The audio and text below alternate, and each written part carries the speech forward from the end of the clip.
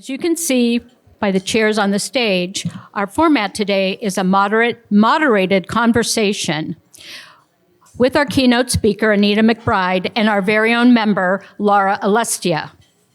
She is the CEO and founder of 1060 Advisors, a media buying and media strategy firm for political issue advocacy and global corporations who are under attack. She's very accomplished, and I'm cutting it down to just a few seconds. Lara has developed PR and paid media strategies across nearly every state, and in 2020 and 2022 provided oversight to $100 million plus in ad campaigns. After many years in DC, she and her husband Adam, who's also here, and their two kids and their hurricane rescue dog now spend their time in Naples, Florida. And you'll see Lara in just a second. It is my pleasure to introduce Ambassador Jackie Wolcott, who served the United States for more than 30 years in a number of foreign policy and national security positions. Most recently, until 2021, Ambassador Wolcott was a Senate-confirmed representative of the U.S. to the Vienna office of the United Nations. She was also the representative of the United States to the IAEA and a representative of the United States to the CTBTO. So that's a lot of accomplishments. So I would like to welcome Jackie, who will introduce today's keynote speaker.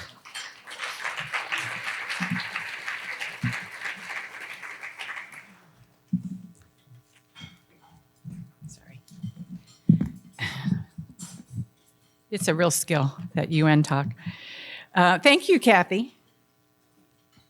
It's such a great honor and pleasure to welcome, on behalf of the Women's Republican Club of Naples Federated, our keynote speaker today, my dear friend, Anita McBride. If you had a chance to review her bio information that was included in the various e-blasts about today's event, you will likely have been struck by Anita's amazingly dynamic and long career of service to our country. In fact, I first met Anita when we were both young Reaganites working in the White House, where she served as Director of White House Personnel, and I was in the Office of Presidential Personnel. Anita already was a very important person, as in that role, among other things, she controlled all of the details, and by that I mean employment contracts with other government agencies for all of us political appointees at the White House so we could get paid. She was very popular at a very young age. Anita actually began her own political career as a campaign volunteer in the 1980 and 1984 presidential elections of Ronald Reagan and George H.W. Bush, then went on to work on several Republican House and Senate campaigns. During the administrations of Presidents Reagan, Bush 41, and Bush 43, Anita served in various senior roles, and most importantly for our purposes today, she was Chief of Staff to First Lady Laura Bush from 2005 to 2009. In that role, she directed Mrs. Bush's official travel to 67 countries, including all of those Anita traveled with her. I suspect we all share similar impressions of Mrs. Bush, her great poise, dignity, warmth, strength, and elegance. And I don't think it's a coincidence that those just happen to be the qualities that describe Anita as well, reflected over her decades of service. It's a special treat to introduce Anita today to talk about her recently published book, Remember the First Ladies, The Legacies of America's History-Making Women. She also co-authored a first-of-its-kind textbook, U.S. First Ladies, Making History and Leaving Legacies. She's a foremost internationally recognized expert on this subject, as well as on the operations of the White House itself, and has spoken on these topics broadly, including on network and cable news programs and via national print media. Anita was also a consultant to HBO's Emmy-winning series, Veep.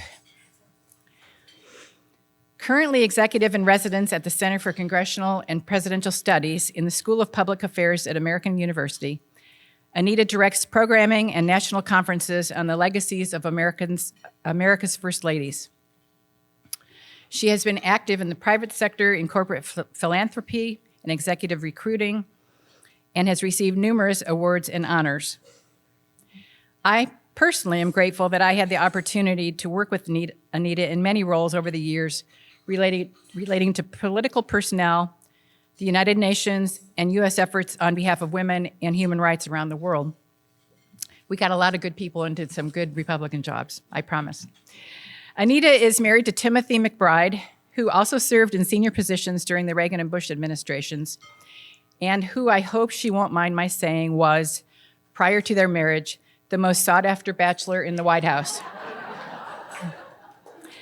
They have a grown son and daughter, and are now part-time neighbors over in Delray Beach. Please join me in warmly welcoming Anita McBride.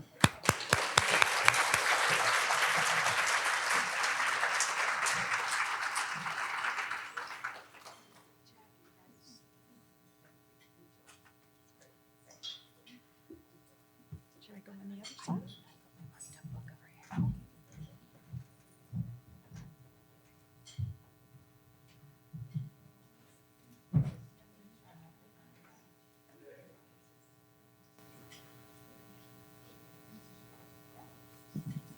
I think so. I think so. Oh, thank you for joining us today. This thank is you for- so exciting for me to do. Thank you, Laura. So, Anita, I was thinking about this event and what we would talk about relative to your book, but then I was thinking, well, there wouldn't be a book if you didn't have this illustrious career and that Jackie so nicely highlighted. But I think a lot of people would wonder, how did you get where you got? And Sure. so what is the story behind the story? If we could start there first. Sure. Well, thank you very much. Well, just being in this room today with so many people who love their country, are so deeply engaged, are willing to step up and jump into the arena and serve your constituents, serve your state, serve your communities, and serve your country. It's very inspiring. And it really does sort of remind me, I was hearing, Elaine, they're telling people we need election volunteers. And I heard also Greg say how he was a Ronald Reagan volunteer. That was my start. And Jackie mentioned it in her introduction of me. That was the most basic way to get involved. I was a senior in college in 1980 in Connecticut. I went to the University of Connecticut. And what really inspired me to get involved was the year prior, I had spent my junior year abroad in Italy, in Florence, Italy. And that was 1979. And I'd only been there a couple of months. And there was a very pivotal, momentous world event that happened in 1979 in November, the taking of the American hostages in Iran. And so here I was 19 years old, living in Europe. I grew up in an immigrant family. All my family was born in Italy. I'm the only one born here in the United States. I'm first generation going to college, grew up very patriotic, really taught to love this country and all that it provided to my family. And now I'm living overseas. And the young people that I went to school with at the University of Florence, actually from students from all over the world, were celebrating that this had just happened to Americans. It was very confusing to me. And, all of the emotions that you go through to see something like that, including shock and grief, and then anger. Yeah. And then by the time I came home, it was the height of the election in 1980. And I was recruited to be a volunteer at the Hartford headquarters, actually a mutual friend of Jackie's and mine, but he had been at the University of Connecticut, had graduated the year before me, and said, we need volunteers, and that's how it started. Then Ronald Reagan won, and of course I wanted to move to Washington like every other young person, but I knew nobody. But I did move there and then worked in the campaign in 1984 on the national campaign and worked in the polling and planning office, and that was an opportunity to meet more people, and was hired to the White House the week after the reelect in the most basic job, Laura, if I tell could say. them about that. I was reading the mail that came in to Ronald Reagan. I was a mail analyst sitting in the basement of the old executive office building. And of course, there were no computers then. There were no faxes. There were no emails. Mail came to your desk in big white bags from the U.S. Postal Service. And you opened them up. You sliced open the envelope. You read the mail. You were taught how to read the mail and how to code it so that it went to the proper disposition. And I was taught to read mail by a woman who had been hired in the last days of the FDR administration. In 1945, she had been reading mail and training people like me for 40 years. But part of that job was to also help to prepare a sample that would go to President Reagan. He got a daily sample of mail and then a larger stack that he would take on the weekends to Camp David of both positive and critical mail. And it was balanced. He needed to see it all, and not only from citizens of this country, but from people overseas as well. And it's something that really always stuck with me at any elected official at any level. As you said, that you know your constituents, is being responsive to those constituents. They need to know they can get to the person that's representing them. And that was really important to President and Mrs. Reagan, and really all the presidents that I worked for. I stayed in the Bush administration after President Reagan, of course, left to go back to California. I had moved up into other positions, into personnel, as you heard Jackie mention. I worked for Charlie Kupperman when he was at the White House too, and I was not intending in going back into government in 2000, and because in 1993, of course, when George H.W. Bush lost the election, my husband, Tim and I had gotten married. We got out of politics at that point. I was not intending going back in 2000, but all of us remember what happened in the election of 2000. We didn't know for 6 weeks who the president of the United States was going to be.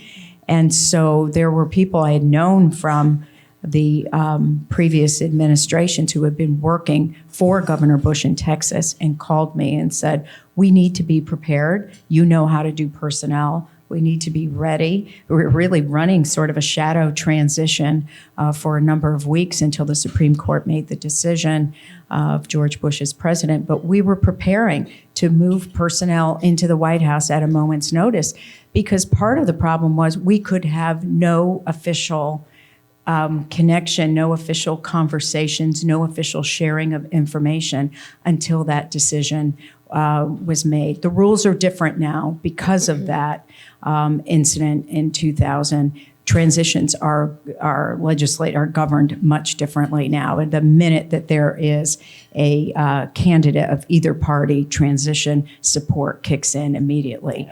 But I said to people that asked me to help, I said, look, I have 2 young children now. I had a 3-month-old and a 3-year-old. I said, I can give you, a couple of hours a day, 4 days a week when I have help. That turned into working 8 years. 8 years of full time. It's the way it always goes. But it wasn't until after the re-elect in 2004 that I got a call out of the blue from Mrs. Bush's office, from her then chief of staff, saying that Mrs. Bush wanted to talk to me about being her chief of staff for the second term. And it's just not a position you apply for. I mean, it's not you throw your resume in the hat for something like that. I was very lucky it came to me. Well, I was talking to Jackie about this and with you a little bit as well, but if you could share a little bit about how much trust plays into these roles and advancing in these roles, because it's a little bit different than a corporate environment. No, it's a great question, and it's one that if I can be, very honest with you and say, I think Laura Bush, there were a couple of reasons why that she reached out to me. One was, in a second term, you realize how fast the days, the years go by. And so you really can't waste time. You need a staff who knows their way around. I clearly knew my way around the White House. I've been in personnel. I've been in management and administration. I led an evacuation of the White House on 9/11, bringing people to safety. I knew continuity of operations in government. I understood all that. And Laura Bush knew that. So I think that was something in her mind. She didn't have to worry about me showing up on the first day and not knowing where the restroom was in the East Wing. I could get to work. I think the other thing is she also wanted to do more internationally in the second term. And, she had been supporting the women of Afghanistan since the fall of the Taliban in 2001. She'd been pressed. She'd had a lot of Afghan women and educators coming to the United States, but she could never go there, and she was frustrated by that. And she talked to me about that in my interview. And I immediately, having come from the State Department, as Jackie mentioned, I knew that the U.S. Afghan Women's Council, which was a public-private partnership, I knew that they made an annual visit there every year at the start of the Afghan school year, which would be March. And so I said to her right then, without hesitating, I said, one way that you could go without bringing a lot of attention, because obviously it's a high-level protectee, it's a war zone, an active war zone.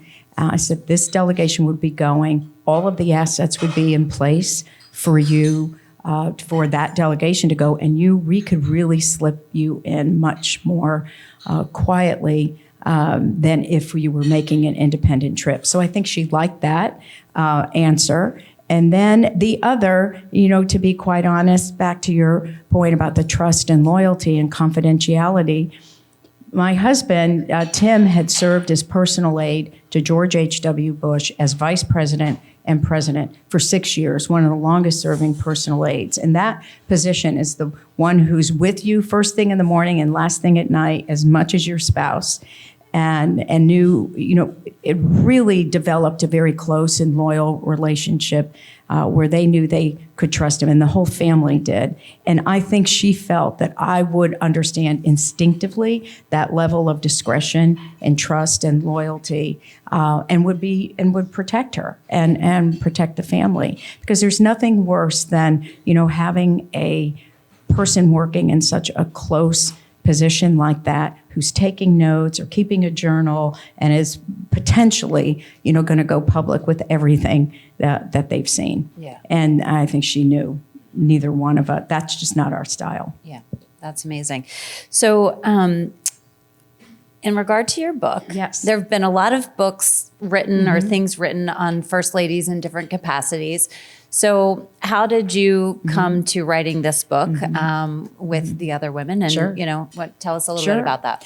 Well, as Jackie mentioned, this started as a textbook, which is the first ever textbook at any level of education in the country ever. Can you imagine? This was published in 2023, and it's the first one. And I'm part of a research organization, a national research organization called FLAIR, First Ladies Association of Research and Education. And mostly the members of this organization, only formed about 3 years ago, are people who are retired professors or are authors who had written about First Ladies, had studied First Ladies, had taught courses about First Ladies, but there was never a publication. They were cobbling together, information from First Ladies' biographies and memoirs themselves. So when this association was formed, it got the attention of a publisher in California, an academic publisher, who reached out to one of my co-authors, who is a retired professor, had written textbooks before, and broached the idea of doing a book. And it was my co-author who said, yeah, I'd like to do a college level textbook, and there are 2 people I'd like to do it with. The 3 of us have very different skills. So one, Diana Carlin is a retired professor, taught classes on First Ladies, has written textbooks. Nancy Smith, our other co-author, worked at the National Archives for over 35 years, led the Presidential Materials Division. So that's all of the presidential records and documents that go to a presidential library, and she really led the charge for First Ladies' papers to be included in presidential papers, which was not done until 1980 with Mrs. Reagan. Mrs. Reagan's papers are the first that were officially added to a library. So it started with the textbook. The textbook was really well received. We tested it out in 5 different universities around the country, public school, private schools, medium size, and community colleges. And to a fault, every single student who was exposed to this text said, why did we never learn this before? Which just shows that the gap in academic literature on this topic, if we want to talk about inclusive history in our country, we need to be talking about the women who served alongside the presidents of the United States and had enormous influence and made enormous contributions. So then it led to this book, which is a little less academic, a little more anecdotal, dives in a little deeper on the individual first ladies, and this just came out in January. Well, that's great. Well, I have many different my daughters. You really did read it. Laura prepared so beautifully for this interview, and I really am grateful for that. Oh, definitely. Well, so, okay, being in DC for many years, I used to attend these salon dinners, and you would have legislators there, you would have the press, you would have issue groups, and there were many different ways that you would use social gatherings as a way of working through an issue, let's just say. And I found it really fascinating in your book that many of these women did use their influence through social diplomacy, if you will. And if you could give some examples of that, because there's some really great ones in the book of ones that did it really well. Right. Well, thank you, very much for asking that. And this is this is not a fluff issue.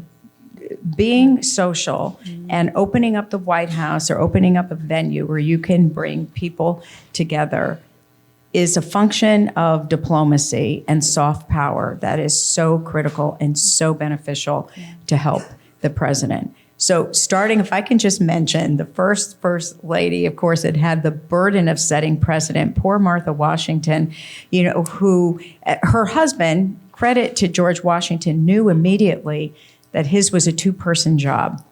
And now as head of state and head of government, this was so revolutionary. This had never happened at any other country. We're creating a nation where you needed to be accessible to the public, but still maintain a level of formality so that you would be accepted on the world stage by world powers. So Martha Washington, lucky for George Washington, Martha Washington was a very skilled hostess. She was a genteel woman from the South. She was used to hosting people coming in and out of Mount Vernon all the time. She actually had the wealth in the family. She was very cultured, even though not formally educated.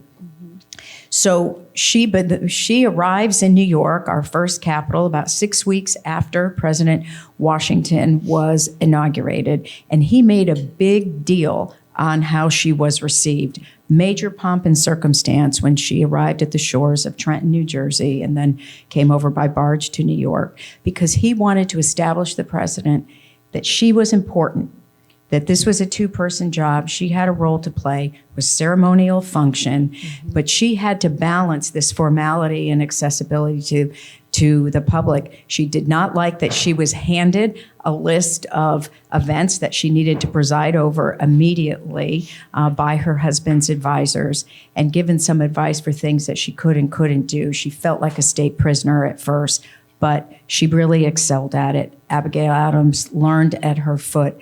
But the person who really personified this the best in our history is Dolly Madison, without a doubt. This is a woman who ran a boarding house. She knew how to work a crowd. She also was where James Madison was very short, wore dark suits, was really not a very fun, lively personality. She was completely different. She would host events at the White House. They were called squeezes because they were so filled with people you could barely move. And she would wear flamboyant clothes, like low cut, bright colors. She wore a plume on her head, so no matter where anybody was in the room, they could see where she was. She served alcohol. She just knew how to get, people really to be happy as the Madison's guests. But what was so she was socially very astute, but what her husband really prized in her was her political astuteness. She worked the room. She brought adversaries to James Madison into the House. She brought supporters, and she worked the room to get information from everyone. She was very much an advisor and confidant for her husband. She set a standard that really went unmatched for decades in the White House until many, many years later. And was it Nancy Reagan that with Gorbachev? right? Yes, that was a interesting Nancy one, too. Reagan, absolutely. Again, I just came from being at the Nixon Library just yesterday, actually, and also the Reagan Library and the Nixon Library, talking about those first ladies. And Mrs. Reagan, really, her contributions were overlooked for a very long time. She had one of the toughest first years of any first lady. She was completely maligned by the press, Fancy Nancy. She bought, the China, which was not government money, by the way, but it was all privately funded through the White House Historical Association. But why did she do that? She did that because they wanted to host state dinners on a regular basis. This had not happened a lot in the Carter administration. And the Carter administration also was faulted for not serving alcohol, only wine. So Mrs. Reagan really brought this sense of glamour and diplomacy back to the White House. They had more state dinners, really, than any modern, president in history. But she used it for a purpose, and the president's to the president's benefit. And of course, hosting Gorbachev and Mrs. Gorbachev, which was not easy, by the way. Mrs. Gorbachev was terrible to Mrs. Reagan. They did not have a warm and close relationship, but Mrs. Reagan rose above that. And actually, one of the documents that we uncovered in our research is a letter that Mrs. Reagan wrote to Mrs. Gorbachev saying that this is about bigger issues in our country. My husband wants peace. I believe your husband does too. And really appealing to her that we need to do everything possible to help that. Yeah. And so she really did forge, though she believed that President Reagan could do it more than any other figure, in our government to really try and end the Cold War. Well, that kind of, what do you think are some things that the first ladies could teach maybe our local legislators, our state, federal, to bring together some bipartisanship sometimes to get stuff done? Because a lot of times and I think we're starting to see it. Actually, I don't know how people in this room feel about Mike Johnson, but here's a guy, people in his own party trying to take him down, and he is rising above that in the most difficult of circumstances. The other side, I think originally, of course, wanted him to fail. Now they really don't, because they see, this guy, he can get things done, and he can work along, both sides of the aisle. We have to do that. I mean, why are we turning like President Reagan said, thou now shalt speak ill about another Republican. He also was the one person who personified not denigrating people on the opposite side. He did not see everybody as enemies, political opponents, but not adversaries. And I think that's an example we really have to get back to. And I got up this morning at Jackie's house, and I'm reading the news as I do every morning, Politico and Axios, because it comes out so early. And I read this about Mike Johnson sort of deftly managing these, the political minds that are out there and the warfare on both sides. And I think, that was very encouraging to me. And I thought maybe this is an inflection point.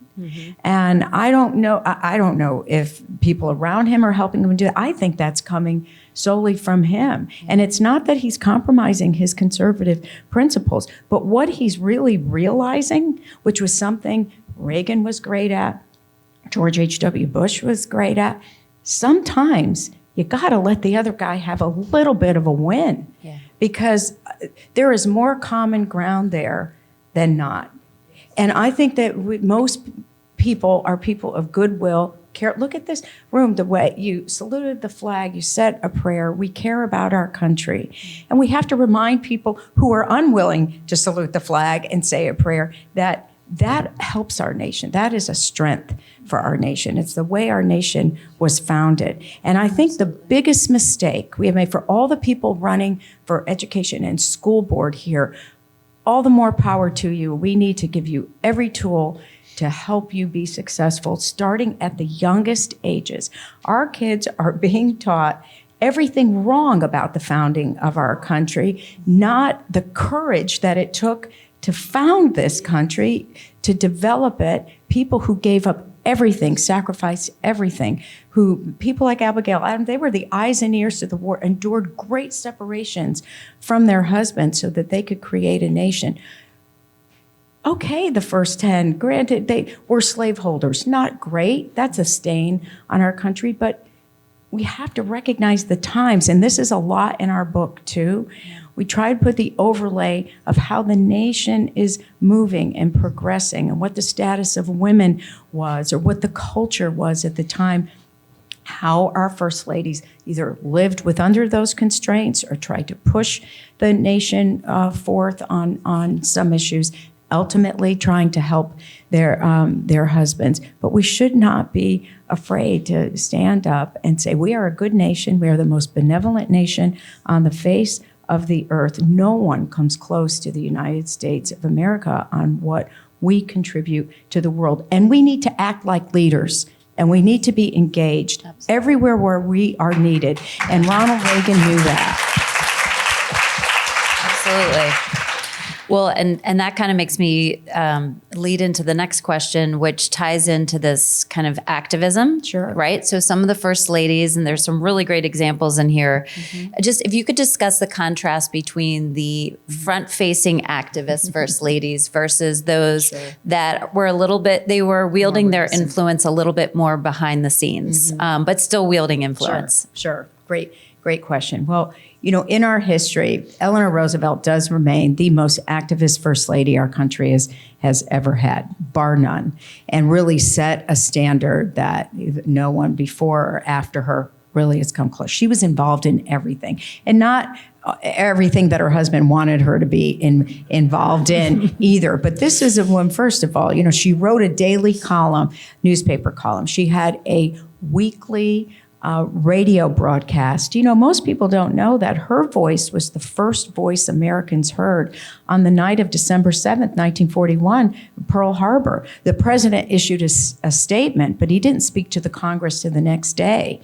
It was a Sunday. Eleanor had her regular radio broadcast, and she spoke to the people of the nation, particularly the women, basically saying, we now will be a nation at war, knowing the sacrifices of your sons going to war, what it was going to, you know, to really cost us all, the fight for freedom and democracy. And she talked about that. So really a very powerful first lady. She was followed by a first lady who totally took a step back. Poor Bess Truman. How could you follow Eleanor? And she just knew that. And she just, you know, she said, to her husband, I'm not going down into any coal mines, you know, the way Eleanor was during all the New Deal stuff. Plus, she also was very, very afraid of the press, where Eleanor was very active with the press. She held her own press conferences. She brought female reporters into the White House because they were kept out of the West Wing press conferences for the president. But Bess Truman was so fearful that the public would find out that her husband had her father had committed suicide. And there was so much stigma to that. Her mother had never recovered for it. So she stepped back, but she really did wield considerable influence on Harry Truman. He did not make one decision without her. And he was criticized for it, and people knew he relied on her. And he said, why wouldn't I ask her? She has better sense than anybody else around me. And so that, you know, her influence was behind the scenes. She also, which most people didn't know, I didn't know this till I really researched her, she was a staffer in her husband's Senate office. Back then, they could hire their spouses. Yeah. She wrote his speeches, she did his schedule, she handled his correspondence. Wow. She really knew how things worked, and he trusted her. And how this benefited, if I can say something behind the scenes that she really wielded power, was during the time that the Trumans lived in the White House was deemed structurally unsound, totally uninhabitable, and they had to move out. It was falling apart from the inside out. And so the Army Corps of Engineers does a structural assessment. They bring in a team of architects and engineers, and there are 3 proposals put in front of the Trumans and the Congress, who had to fund this. 3 proposals to completely rehabilitate the White House. One was the cheapest way out, which was tear the whole building down and start all over. The most expensive was keeping the facade, what we all know as our White House that we revere, all the four walls, go deep, deep down underneath the White House, steel gird it, dig everything out, steel gird it, rebuild, and totally restore. And so the Congress wanted to go the cheap route. They wanted to tear the whole building down. Mrs. Truman, because she knew how the process worked, she knew how Senate appropriations worked, she knew who the appropriators were on both sides of the aisle, she very quietly worked a backdoor campaign to appeal to those senators, mostly those on the other side, the Republican senators included, and to their spouses to say, if you do this, the American people will never forgive you. And she was right. So when you look at that White House, you think about Bess Truman behind the scenes, and most people think was a very inactive First Lady. She really protected the most important symbol our country has to the world. Wow. I think Mary Lincoln, too, was kind of interesting. yeah. She was kind of, political appointments, kind of trying to. Yes, very good example. And poor Mary Lincoln, who's so denigrated and really ranks here, President Lincoln ranks number one consistently in the rankings of presidents. She ranks at the bottom of First Ladies. It's so unfair for Mrs. Lincoln, who really was the one who believed in her husband more than anyone. In fact, when he lost a statewide race in Illinois at one point in his career, he was going to be offered the governorship of Oregon Territory. And it was Mary Lincoln who talked him out of it, saying, if you do this, you'll never be on the national scene again. She believed in him more than he even believed in himself. It was her family's connections. It was her sort of skill at socializing that also helped him. And, coming to Washington was very difficult for Mrs. Lincoln, too. She got off on the bad foot with the media. They really treated her horribly. Then, of course, she has all these tragedies in the White House, including losing one of their sons there. Her family members are fighting for the Confederacy while her husband's fighting to preserve the Union. But she tried so hard to upgrade the look of the White House, to make the Lincolns look sophisticated, because most of the political elite thought this guy coming from Kentucky has, no sophistication to be president. She really, really tried to upgrade the view that the public would have of them. She had a lot of influence on appointments, but she also, she was miserable in the White House. And it was very, very hard on President Lincoln, but he adored her. I do think that's a very difficult role to be in. That might skip me to a different question, which would be out of order, but that's all right. Which is, this is an unofficial role, right? Yes. This is unpaid role and it's unofficial. And so, how do you navigate that, going into this position? Great question. And, it was President Reagan who famously said, the American people only get one public servant for free, and that's the First Lady. And because it is an unpaid position with no position description, there's no rule book for it. Each person gets to rewrite the way they want to preside over the role, but it's an automatic, powerful platform the minute that the president is inaugurated. And here's the thing, they don't have to do anything if they don't want to. They could step back. They could sit, up in the White House and just take care of and protect their families, which is a very important function to do. But I think in modern times, we really do expect more out of our First Ladies or the President's spouse to use this position and to use it for ways that helps the country. But again, I think that is the most important point to remember. It is unscripted, and every person gets to rewrite it the way that they want and pick and choose initiatives that they want to be engaged in.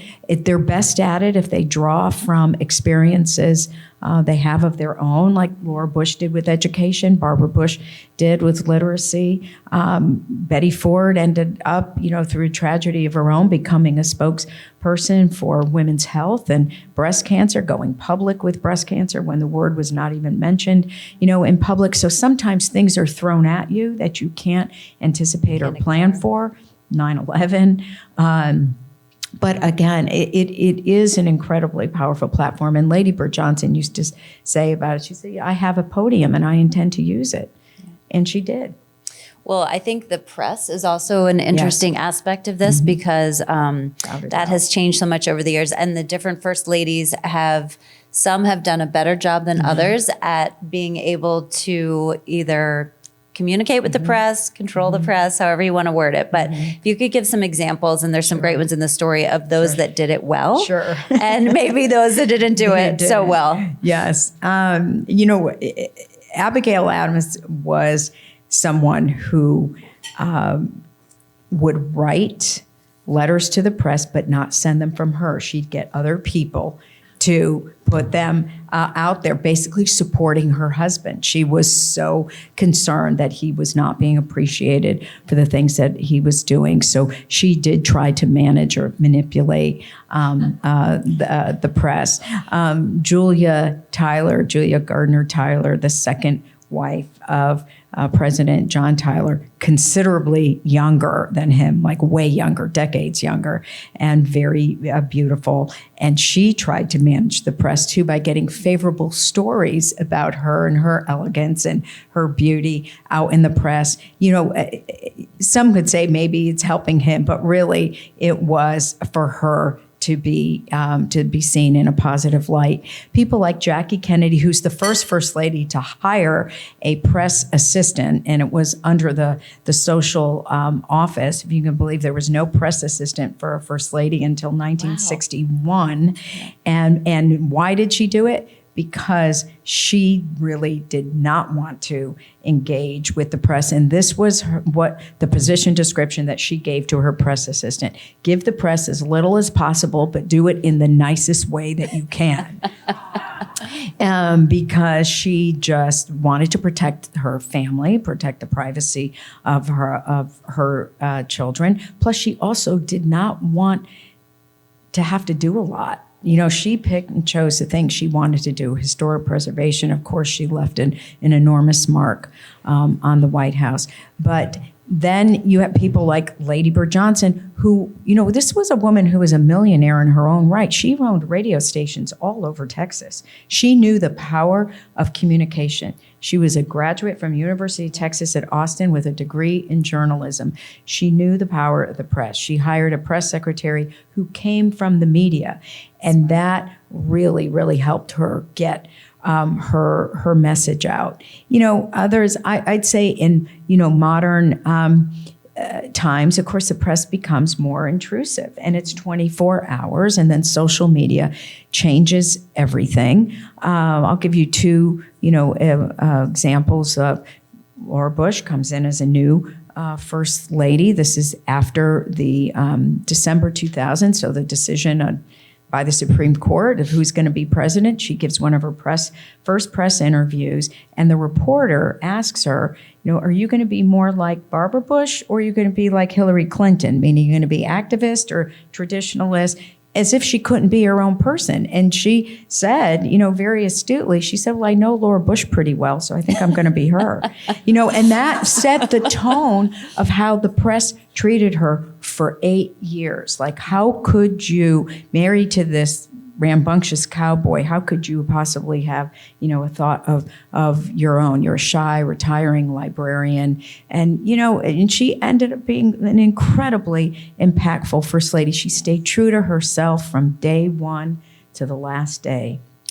Can you share the Nancy Reagan one? Because I think that's a really good one. Oh my gosh, the best story of all. Yep. So Mrs. Reagan, and you would think, the Reagans that come from Hollywood, they understand being in front of a camera, they sort of know communications.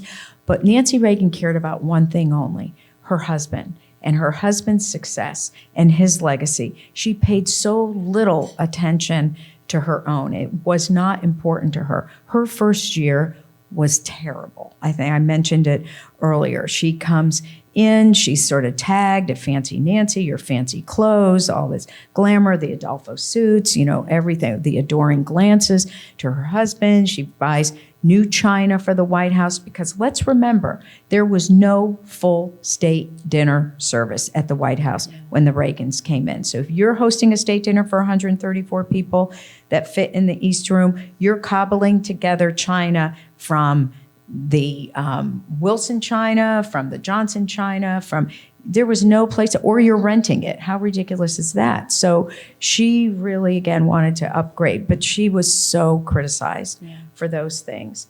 Then President Reagan, there's an attempted assassination on his life 2 months into their time in the White House. She completely retreats. She's now, of course, very worried about him and continued to be for all 8 years. But her first year, she couldn't get a break. The Washington press was tough. They did not welcome her. And she had some of this problem in California, too, as First Lady of the state of California. So it kind of followed her to Washington. But what she did in 1982 goes down in the annals of just master strokes of how to manage the media. There is an annual dinner in Washington called the Gridiron Dinner, and it's been going on for like 175 years. It's a closed door, not recorded event that the media sort of celebrates themselves. It's a little different than the White House Historical Association. But the elite of Washington all comes. The cabinet officers, the president, the vice president, the Supreme Court, anybody's at that dinner every March, the first Saturday in March of every year. Mrs. Reagan, and what's also characteristic about it is that the political operatives and the press make fun of each other. They're skits. They're these roasts, basically. So Mrs. Reagan and her press secretary at the time, Sheila Tate, cooked up an idea that was brilliant and did not even tell President Reagan. So she comes out to do the skit. It was unannounced. It was a surprise, dressed like a bag lady, dressed like a homeless person, singing secondhand clothes to the tune of Secondhand Rose. The picture's in our book. It's hysterical. It's a mismatch, everything. And she's singing it, singing the song. And at the very end, she takes a piece of china and smashes it to the ground. And basically as a spoof on, Fancy Nancy with the china that she got for the White House. The press loved it. It completely started to turn things around, showing a sense of humor. Again, it was something that was also characteristic of President Reagan. Always used humor, self-deprecating humor, knowing that goes a much longer way than a strident comment about an adversary. Yeah. And she did the same. That was great. I love that example. Okay, and I have a few more. So Sure. The First Lady as a campaign, we're in campaign season. Yes. As a campaign influencer or, as a surrogate for getting some votes on your side. So can you share a little bit about, I think, Laura Bush and Barbara Bush certainly had a lot of experience, but there may be many others that you can think of. Sure. And some that maybe took a step back Sure. during the campaign trail. Yes, generally, first ladies are more popular than their husbands. That happens pretty quickly. And fair enough, right? Every single problem in the world comes to the desk of the American president. They are not going to make everybody happy. The decisions are tough. They can be unpopular. But first ladies generally sort of rise above it, and they are great surrogates, and they also are great for raising money. I saw this, of course, with Mrs. Bush in the midterm elections. The results were not great, but she was out there more than he was, and she was very influential in campaigning, of course, in 2004 as well. But she came into this not ever really liking politics. Famously told her husband when they got married, I never want to make a political speech. Well, she ended up being an incredible, surrogate and advocate for him. But they were going way back. People like Florence Harding were had amazing influence on their husbands' campaigns and were very active campaign. There was a period of time in our country, it was called the front porch campaigns, where candidates would stand in front of their homes and people would come by, and there's these meet and greets, and you get to talk to them, and you're making these connections with potential voters. Some presidents were not as good as the handshaking and the sort of the personal connection as the wives were. Florence Harding is a great example of that. Lady Bird Johnson's a great example of that. She did a whistle stop tour through 9 states in the South in 1964. Right after civil rights legislation was signed, it was deeply unpopular in the South. She really turned the tide for him. Pat Nixon was a beloved first lady, underrepresented, underreported, mistreated by the president's advisors. John Haldeman or Bob Haldeman, John Ehrlichman completely dismissed her, and he really needed her. And in 1972, she speaks tries to speak at the Republican convention in Miami. The thunderous applause for her went on for 8.5 minutes. Wow. You have to YouTube this. It's the most astounding thing you'll ever see. And she could never get a word out because the applause was so thunderous for her. This is 1972. And the person introducing her to the podium was Jimmy Stewart. He couldn't get the crowd to quiet down. So Ronald Reagan comes to the podium to try and, the greatest communicator of all, tries to get people to calm down, and they didn't. So she's standing there for 8.5 minutes at this applause, and then just all she gets to say is thank you.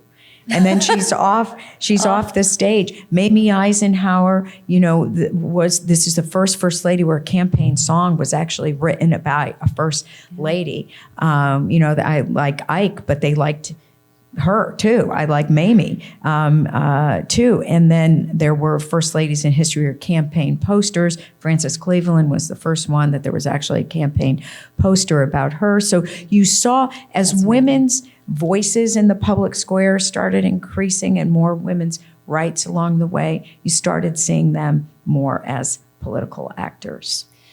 That is so interesting. I there's so many more stories. I mean, they could go on for hours, which we won't do. But I think like sort of the lead into that is fashion and soft power. We have some fashionable ladies in this group. So there were some women that I think kind of knew how to use fashion in a way that wielded some influence, and others controversial. And so, I actually just like one to start off with, and then you can hit on some others is, Martha Washington insisted on wearing clothes made in America. Absolutely. I thought that was really cool. Isn't that great? She did. For our new nation, she knew how important this would be for a new industry in our country. This is incredible. When we're talking 1789, she would only wear American-made clothes. And so she was an influencer, right? From the beginning, right? That's what we would call that now. What was interesting, though, is newspapers at the time wanted to do features on her, wanted to feature, sketches of her and her clothes. Of course, there was no photography. But she didn't want to do that because she was from the era that your name is in the paper 3 times when you're born, married, and died. And so she did not want, didn't think it was appropriate because women didn't have a voice in the public square. But Martha Washington, definitely the first. Of course, when we think of Jackie Kennedy, we think of her as such a fashion and cultural icon. And she was, but was interesting because I asked Caroline Kennedy about this. What would your mother want to be most remembered for? She said, I know she's, known for her fashion and her style, but she'd want to be remembered for her expansive knowledge of history, which was true. She cared about history. She cared about education, founded the White House Historical Association for that purpose, which is still in existence, an incredible legacy of a first lady. But she did leave a style imprint. Everybody wanted to wear pillbox hats like her and dress like Jackie. But one of the fashion master strokes in our country is Pat Nixon. And you would think, well, how could that possibly be? Well, when President Nixon plans his groundbreaking trip to China, right, opening up China to the world, essentially, Mrs. Nixon had the really cultural sensitivity to do something so important. They arrive in Peking, then Peking on Air Force One, of course, at the bottom of the steps are all these communist officials in their dark, drab-looking clothes. And here's Pat Nixon steps out in a bright red coat. Why red? Because it's the color of luck to the Chinese. And it would be seen as so culturally sensitive and a sign of respect. And so she signaled that from the minute that she walked off that plane. Again, things that she is just, not given enough credit for, to think about how she can help her husband and essentially help the country. That's really interesting. And then I also thought Melania Yes. Trump was such an incredible fashion. Sure. But the one image that I think just got all over the press Right. was the jacket. Right. So what are your in here, sense of on course, a beautiful first lady, always beautifully turned out, represented us, so well overseas when she traveled, always elegant. very elegant? But she had, two issues that will stick with her, rightly or wrongly. These are decisions you make. You just have to realize that it may not play well, but you may always be tagged with it. When she courageously actually went down to the border in Texas after her husband's, President Trump's decision on border separation of families, she really tried to encourage him not to do that. And she went down to Texas, basically visiting these areas where our Border Patrol are under such great duress managing this horrible problem, but where families were being held. And it was a very sensitive thing to do. But she wore a jacket. You all know it. You saw it. I don't care. Do you?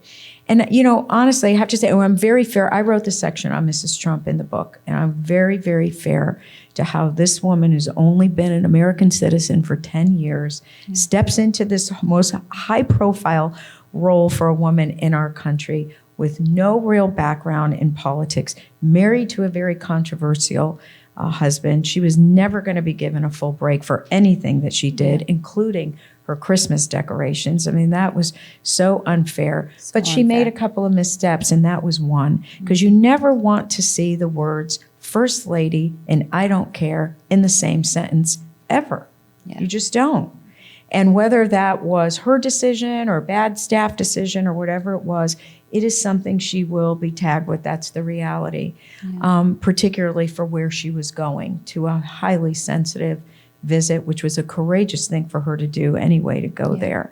And then, her trip to Africa, the pith helmet, which again, for Africans, that was incentive and almost directly opposite to what I just told you Mrs. Nixon did.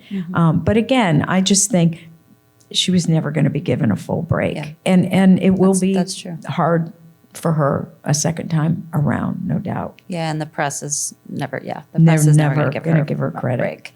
Now, how do you think these first ladies have been able to give a softer side, maybe, to some of their spouses? Just a couple that I can think of is, I think Laura Bush was one there, even with our own governor here, one of, I had the blessing to work on that campaign. And one of the most successful ads was Casey speaking to camera about the governor and how he took care of her during her cancer treatments. And so I think these first ladies offer an opportunity to show a softer side. And that's the only person that can really do that. Absolutely. It is completely different than any other advisor or confidant. It just doesn't come close. Your spouse is a window as to who you are as a human being, as a husband, as a father, as a brother, as a grandfather. I mean, whatever it is, it's showing a human side. And that is a excellent example. So was, when Betty Ford had her breast cancer and, Gerald Ford goes to visit her at Walter Reed and is, sitting with her, brings Bob Hope there, to sit with her. He writes a letter to her that is just gut-wrenching about the fear that he had as her husband, that he could lose her and that that the children could possibly lose their mother. I mean, you see a window into just that they are human at the end of the day. Yes, they are politicians. We expect so much out of the people who are willing to throw themselves in the arena to represent us, but at the end of the day, they're people. And when you see examples like that, the human side, it just really helps paint a different picture of them. Yeah. So we have a couple minutes left, and then I'm sure people have questions for you. So just last couple things. Maybe you could discuss some ways. I thought it was interesting that the first ladies kind of left their mark on the White House itself, like the building and the structure and things within there. Yeah. Well, we already had one great example, of course, about the whole Bess structure. Truman, right? And then Jackie Kennedy, of course, set a standard for historic preservation for the White House that really is a permanent structure that protects the collections of the White House, that put a funding arm in place through the White House Historical Association to preserve the White House maintenance, restorations. The presidential portraits are paid for, China, anything that's needed, because she knew there would never be enough government money ever to do that, and she was right. So that's really important. Of course, you go way, way, way back into history, and Dolly Madison, the legend of her protecting the portrait of George Washington while the British came to burn down the White House. And it's not that, she pulled it off the wall and carried it, but she instructed the slaves who were working for her at the White House to cut the portrait out of the frame, roll it up, get it to safety. She also had them take all of the documents that were in the house, White House documents, presidential documents, so that they would be safe from the British, because she knew instinctively that that portrait of Washington would be a prize for the British to bring back to London and parade through the streets of London. I mean, she could be considered our nation's first archivist, really, that she knew to do that. Others, White House garden tour? The White House garden tour. Pat Nixon. Pat Nixon did so much to preserve and enhance the White House. More collections to the White House, more historic artifacts happened under her tenure than anyone else, including Jackie Kennedy, but most people didn't know that. She was the one who's responsible for lighting the White House at night. The White House was not lit at night, and she felt Americans should see the White House. So you have her to thank for that. This weekend are the garden tours, the annual garden tours. That was established by Mrs. Nixon. She loved gardens. She wanted the American people to see the gardens of the White House. It's 2 times a year. You get to walk up this close to the Oval Office. I mean, it's really incredible. If you're ever in Washington during the spring and fall garden tours, these are tickets open to the public, and it's really beautiful. She installed ramps in the White House long before there was an Americans for Disabilities Act, so that people in wheelchairs can access the White House and see it. She also had pamphlets printed in foreign languages so that foreign visitors that came through White House tours could read about the White House in their language and not just go room to room staring, not knowing what they were looking at. She did tours for the blind that her own daughters led, so that people who are blind could come and touch and feel sculptures and paintings and furniture and be told what was in the White House. I mean, she was just cared so much about people and opening up the White House for Americans and people around the world to see. She had just truly enormous impact. And I know with Mrs. Bush Laura Bush led a restoration of the White House, the Lincoln bedroom, to take it back to the way that it looked during Lincoln's time. It wasn't a bedroom then, it was his office. But still, just the care it took, it's still the single largest restoration of any one room to the White House is doing the Lincoln bedroom. But again, First ladies do feel this responsibility to be the caretakers of the White House, and they take it very seriously. And thankfully, thanks to Mrs. Kennedy, there is a funding arm available to do that. So you're not, pleading with the government to give it to you the way that you needed to do it when the White House was falling apart in 1948. The one thing Mrs. Kennedy did put in place, and Mrs. Johnson and President Johnson helped to codify this, was the first ever curator.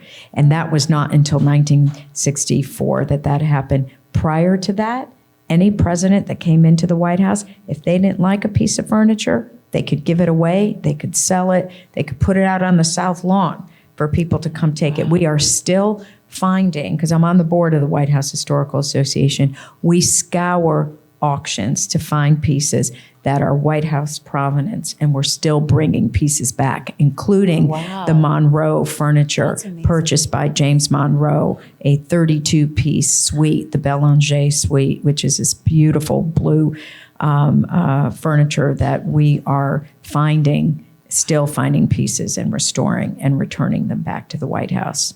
I know, that is so amazing. So I'm sure there's probably some questions from the crowd, but my one last thing I would say is, so are there any other lessons that you think would be helpful to share with the group about the First Ladies? Well, I just think that they're an important part of our history, and to help tell their stories. That's what we're trying to do. And we want their stories to be included in the teaching of our civics and our history and our social studies, that they were partners to the presidency. Many of them did not, of course, they did not choose to do this, and some did not rise to the occasion, but the majority did. And we need to include contributions to the nation. Yeah, that's great. And I will just say, before you get to questions, it was a wonderful book. So if you haven't read it, Thank you for reading it so diligently. Yes. You're terrific.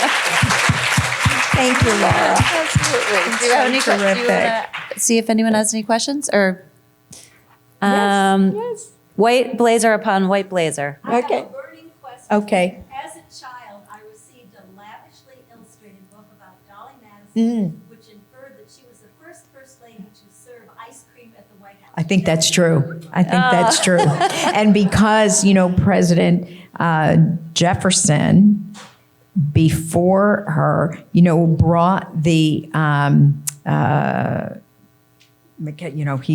he had so many inventions. He put an ice house in the White House. And so, yes, the Madisons did serve ice cream. Oh, that's that was great. part of her. That's why people loved her parties. Yeah. Oh, that's Yes. great. The all black shirt. Oh, yes, ma'am. Thank you. Mrs. Reagan and Mrs. Bush deal with, I know it's even worse now with the slant of the media being so hyper Yeah. critical of the decorating of China or Yeah. the speech that they give compared to the complete praise that they give. So Mrs. Reagan, as I mentioned, really did suffer greatly her first year, and she turned it around by making fun of herself, and that began to change things. But it really wasn't. And then she chose an issue that people did care about. How did they deal with it? Oh, it's very, of course, but for Mrs. Reagan, and I think for most First Ladies, it's harder to see their husbands criticized than themselves. President Reagan, famously went to the podium in the White House press room to say that he felt that Nancy was getting a bum rap. He tried to defend her. She, honestly, it's not that she didn't care, but she cared less about herself than she did about him. Laura Bush, I would have this conversation with her because, of course, we spent a lot of quiet time together traveling the world, and a lot of, as President Bush said, everything but the locusts happened to us to him in those 8 years. And Katrina, 9/11, the two wars. I mean, he was deeply unpopular. And I would ask her that, how do you handle this? It's the person you love the most getting criticized relentlessly. And she said, that's politics. You don't come into this business if you can't be strong enough to take it. And she said, I know who George is. We know who we are as a family. That family, sort of love and presence. And she was very, very good about always having family and friends around, whether it was weekends or Camp David or family, coming to dinner, or their friends from Texas that have been their friends since they were in the second grade. That's how they dealt with it. Tried to have as much normalcy and support of the people that have known them all their lives. That helped a lot. All right, we have two questions. Yes. I'll go this side. Does Okay. anyone have any over here? I know there's some over here. All right, go ahead, Reverend. Yes. You said your book is more academic. The textbook is, yes. How many colleges, or is it college level? Yes, it's undergraduate. Do you think it's in now? Well, not enough. And we keep going around to as many as possible. I was just actually Palm Beach Atlantic University in March. I'm going to Michigan State University. It's at the university I work for, American University. It's at St. Louis University, Kansas State. We know they're using it there. University of Connecticut, my alma mater, is going to start using it this fall. And the good news is and then a small college up in upstate New York, Cayuga College in the Finger Lakes, go figure. We are trying to, and the academic publishers trying to promote it as heavily as possible. I have found, and with publishing, you have to get out there and do it yourself. So we're talking about it to everybody. Anybody who's involved with a board of trustees at a school, if you can encourage them to look at this text, to get it in there. The publisher will even work with any school. You don't have to get the whole book. You can curate chapters. If you want to do First Ladies in Communications, if you want to do First Ladies in Civil Rights, or whatever the thematic issue might be. The answer is not enough, but we're working on it. We're working on it. Yes. Are you still friends with Mrs. Bush? Yes, I talk to her all the time. And in fact, when the book came out, she wrote the first review of the textbook. And she asked that when we were getting ready to do this, if I would make sure that the George W. Bush Library was the first library to do a book signing. So, of course, I did do that. And now I'm on a tour of other presidential libraries. Of course, she gave me a front row seat to history. I will always be grateful to her and the entire Bush family and the Reagans, too. It was very emotional for me to go to the Reagan Library the other day. And I went, to the gravesite for President and Mrs. Reagan. And I just stared at it. I said, if it weren't for that, none of this would have been possible for me. And then for Laura Bush to really give me that role so front up close, to really see the power of the position, what contributions that not only she made, but the president makes, and to really appreciate why their stories need to be told. Yes, so I'm still very, very close to, and always will be. It's sort of a position that you can never divorce yourself from. I Yeah. have time for one more. All Did you right. have one, Peggy? Oh, I'm gonna. This isn't exactly a question. okay. Yes. Anita, I think people would be interested to hear about the Gigi book. So you heard me say earlier, thank you, Jackie, I had two young children coming into the White House in 2000, 3-month-old and 3-year-old. But by the time I got to work for Mrs. Bush in 2005, then they were 4 and 7. And so Mrs. Bush was very, very good with the staff children. She invited them to a lot of events, movies in the theater, little parties for the dogs where the kids could come and make birthday cards for the dogs, or any event. She was very, very good about including them. So at the very, very end of the administration, Mrs. Bush invited my daughter, Giovanna, who was then 7.5 years old, invited her to spend the night at the White House. Not me, it was Gigi. And the next morning, they're having breakfast in the little private kitchen off the bedrooms on the residence floor. And Mrs. Bush asked Gigi, what's your favorite memory of coming to visit the White House? And so my daughter always remembered that. And we had a lot of photos and wonderful, sort of memories of all those events. But when she went on to college, when Gigi went on to college, it was the COVID hit and all the kids got sent home. And that was, of course, a terrible, she was in school in Texas.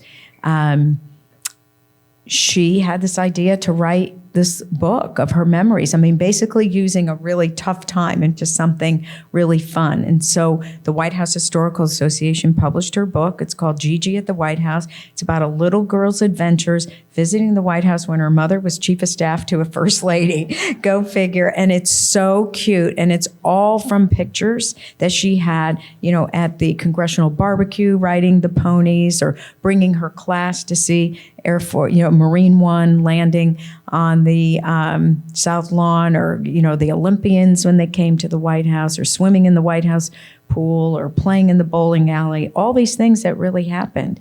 And so it's an adorable little book. And what it did for me as a mom who spent a lot of time away from my kids, right? I didn't do one spring break, one summer vacation for 4 years. It's really encouraging that her memories are so special, you know, and my son too, but girls are different. And Gigi really loved it. Yeah. Well, I Peggy, think you had a question. yeah. Can I go to wait, Peggy? I think we have to wrap up. Oh, we do? Yeah. Oh, we do. Yeah. Okay, we'll ask. Okay. That's right. Sorry. Okay. Do you want to take over? Thank you. Thank you all very much.